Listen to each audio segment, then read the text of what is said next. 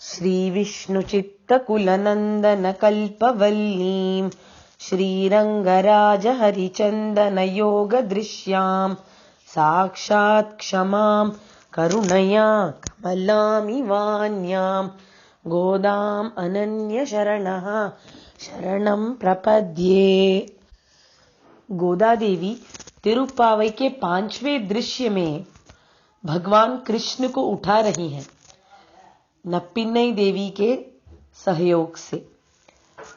नप्पिन्नई देवी गोदा देवी को बता रही हैं कि कृष्ण को कैसे उठाया जाए और उनके आज्ञा के अनुसार ये लड़कियां कृष्ण को विविध तरह से बुलाकर उठाती हैं और उनसे कहती हैं कि किस तरह से आंखें खोलकर उन पर कृपा की वर्षा किया जाए। अब भगवान उठ चुके हैं और अपने शैया से ही इन लड़कियों को पूछ रहे हैं कि किस काम से आए हैं। तो ये लड़कियां कहती हैं कि भगवान, हम बहुत ही मुख्य कार्य से आए हैं, इसलिए शैया पर लेटकर सुनने से अच्छा ये होगा कि आप जाके सिंहासन पे पधारें और हमारे कार्य के बारे में सुने। तो इस 23वें पासुरम में गोदा देवी भगवान को शल के सिंहासन पर बैठने के लिए कहती हैं। पहले पासुरम को देखते हैं। मारिमलई मुळंजिल मन्निक्किडंदुरंगुम सीरिय सिंगम मरिवुत्रुत्ती विழித்து வேரி மயிர் பொங்க வெப்பாடும் பேர்ந்துதரி மூரி நிமிர்ந்து முழங்கி புறப்பட்டு போதருமா போலே நீ பூவை பூவண்ணா உன் கோயில் நின்று இங்கனே போந்தருளி கோப்புடைய சீரிய சிங்காசனத்திருந்து யாம் வந்த காரியம் ஆராய்ந்தருளேலோரெம்பாவாய்। गोदा देवी कहती हैं, हे भगवान, आप एक सिंह के जैसे हैं। कैसा सिंह? मारी मलई मुळंजिल मन्नी किडंदुरंगुम। इसका मतलब है मारी का काल, यानी कि बारिश के समय में मलई मुळंजिल पहाड़ की गुफा में मन्नी किडंदुरंगुम आराम से सो रहा होता है सिंह। ये सिंह जो है वो बारिश काल के समाप्ति पर क्या करता है? सीरिय सिंगम अरिवुत्र तीविழிत। बारिश समाप्त हो गया तो एकदम से उठ जाता है गर्जना करते हुए। सीरिय सिंगम कहती है गोदा देवी। और आंखें कैसे खोलता है? अरिवुत्र तीविழிत, ये जानकर कि बारिश का मौसम खत्म हो चुका है, वो अपनी आंखें एक ज्वाला की तरह खोलता है। जो ज्वाला उसकी आंखों से निकलती है वो देखकर बाकी सारे मृग डर जाते हैं कि अब सिंह उठ चुका है और पता नहीं आकर कब हमारा शिकार करेगा। तो इस तरह से सिंह बारिश के काल के बाद उठता है और आंखें खोलता है। और फिर वो कैसे उठकर चलकर आता है? वेरी मयिर पोंग वेप्पाडुम पेर्ந்து उदरी। जैसे ही वो उठ के चलने का कोशिश करता है तो उसके शरीर के ऊपर के जो रोम है वे एकदम अपने रोमों को झटक कर आगे निकलता है।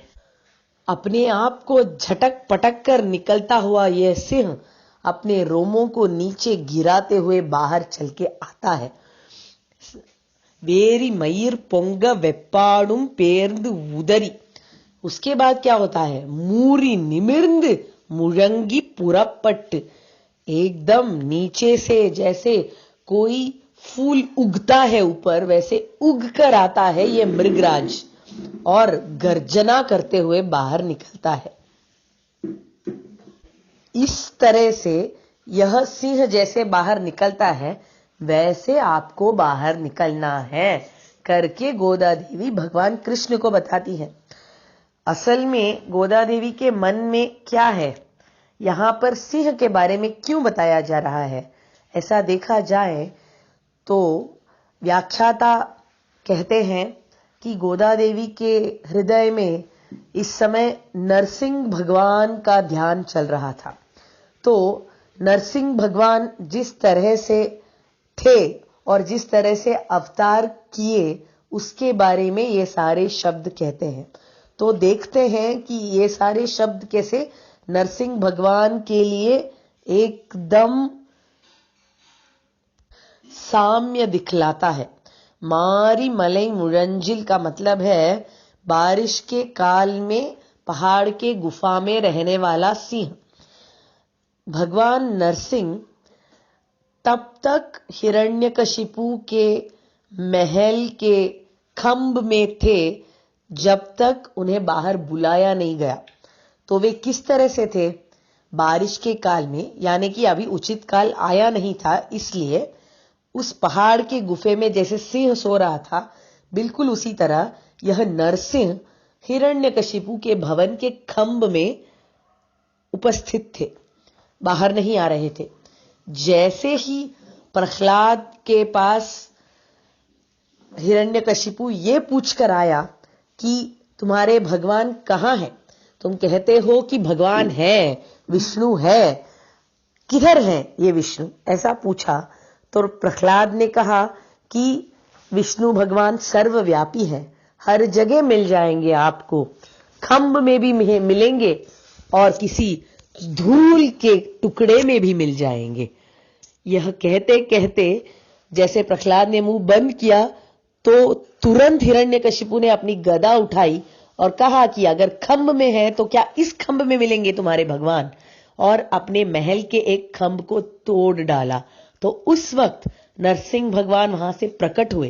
किस तरह से प्रकट हुए, अरिवुत्र तीव्रित। अरिवुत्र का मतलब है यह जानकर कि अभी हिरण्यकशिपु को सद्बुद्धि आने की कोई भी संभावना नहीं है, वह संहार करने के लिए निकल आए। कैसे, तीव्रित, उनकी आंखों में ज्वाला थी, क्रोध की ज्वाला की। भागवतोत्तम प्रहलाद के पास इतने अपचार किए इस हिरण्यकशिपु ने, तो उसको दंड देना जरूरी है करके उस क्रोध वाली ज्वाला के साथ तीव्रित करके भगवान बाहर निकले। जैसे बाहर आए, सिंह का रोम जिस तरह से झटक पटक कर चलता है जब वो बाहर आता है, बिल्कुल उसी तरह इस भगवान नरसिंह के रोम भी झटक पटक कर बाहर निकल आए। भगवान नरसिंह गर्जना करते हुए आए। मूरी निमिर्द मुरंगी पुरपट, इस तरह का भीषण अवतार देखकर डर गया हिरण्यकशिपु और सारा जगत डर गया।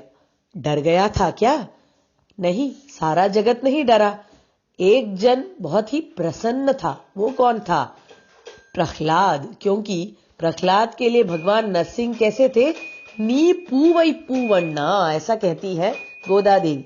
ये नरसिंह भगवान जो सिंह की तरह भीषण और भयानक थे उस शत्रु हिरण्यकशिपु के लिए, वही नरसिंह भगवान भक्त प्रहलाद के लिए एक पुष्प समान मृदु थे, कोमल थे। उसके हृदय के लिए संतुष्टि देने वाले ऐसे भगवान थे। पूवई पूवन्ना कहा जाता है उन्हें। पूवई पू का मतलब है नील मेघ रंग के एक पुष्प का नाम है ये। उसी पुष्प की तरह बड़ा मृदु और कोमल थे ये भगवान। तो इससे समझ में आता है कि एक ही सिंह जैसे भगवान कैसे शत्रुओं के लिए भीषण और भक्तों के लिए मृदु हो सकते हैं। इसका हमें आंडाल अंदाजा दिलाती है इस पासुरम में। हे भगवान, आप हमारे लिए पूवई पूवन्ना जैसे हैं। आपको करना क्या है? उन दिन कोयल निन रिंगने पोंदरुली कोपुड़य सीरिय सिंहासनत्तिरिंद।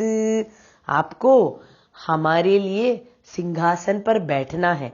हम जो आपके लिए आपके पास चलकर आए हैं, हम लोगों के लिए आपको सिंहासन पर बैठना है। ये बात गोदा देवी बार बार याद दिलाती है भगवान को कि वे लोग खुद चलकर भगवान के पास आए हैं, क्योंकि भगवान का स्वभाव कैसा है कि वे खुद चलकर भक्तों के पास जाते हैं। ऐसा स्वभाव वाले भगवान कितने पिघल जाएंगे अगर भक्त खुद उनके पास चलकर आए।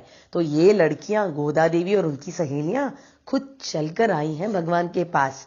तो भगवान को और भी प्रेम से इन लोगों का कार्य कर देना चाहिए। इसको याद दिलाने के लिए बार बार गोदा देवी कहती हैं कि हम लोग चल के आए हैं आपके पास। निन कोइल निन रिंगणे पोंदरुली, इसीलिए आपको कोपुड़य सीरिय सिंहासनत्तिरिंद, इस सुंदर से सिंहासन पर बैठकर याम वंद कार्यम आराइंदरुले लोरेम्बावाई, हम जिस कार्य के लिए आए हैं उसके बारे में जानकर, उसके बारे में सोचकर हमें अनुग्रह करना है। गोदा देवी सीधा सीधा अनुग्रह भी नहीं मांग रही है, वो भी भगवान के ऊपर ही छोड़ रही है कि अगर आपको सही लगे तो हमें अनुग्रह करे कि हमारा कार्य सफल हो जाए। ऐसी सद्भावना, ऐसा आदर जो भगवान के पास दिखाना चाहिए, वो गोदा देवी हमें इस 23वें पासुरम द्वारा दिखलाती है। कवितार्किक सिंहाय कल्याण गुणशालिनी श्रीमते वेंकटेशाय वेदांत गुरवे नमः।